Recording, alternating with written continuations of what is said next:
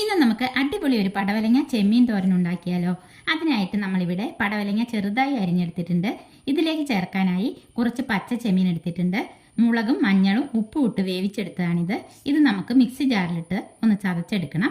ഇനി ചൂടായ പാനിൽ വെളിച്ചെണ്ണ ഒഴിച്ച് കടുകിട്ട് പൊട്ടി വരുമ്പോൾ വേപ്പിലയും ചെറിയ ഉള്ളിയും വറ്റൽ മുളകും കൂടി ചതച്ചെടുത്ത മിക്സ് ഇട്ട് കൊടുക്കാം. എന്നിട്ട് നന്നായി മൂപ്പിച്ചെടുക്കാം. മുളക് മൂത്ത് വരുമ്പോൾ 2 ടേബിൾ സ്പൂൺ തേങ്ങ ചിരകിയിട്ട് തേങ്ങയുടെ പച്ചച്ചുവ മാറി വരുമ്പോൾ ചതച്ചെടുത്ത ചെമ്മീൻ ഇട്ട് കൊടുത്ത് നന്നായി ഇളക്കി യോജിപ്പിക്കാം.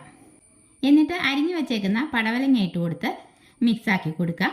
പടവലങ്ങയ്ക്ക് ആവശ്യമായ ഉപ്പിട്ട് കൊടുക്കാം. ശേഷം നന്നായി ഇളക്കി യോജിപ്പിച്ച് ഇതുപോലെ ഒന്ന് അമർത്തി കൊടുത്ത് മൂടി വെച്ച് വേവിച്ചെടുക്കാം. വെള്ളമൊന്നും ചേർക്കരുത്. പടവലങ്ങ പെട്ടെന്ന് വെന്ത് കിട്ടും കേട്ടോ.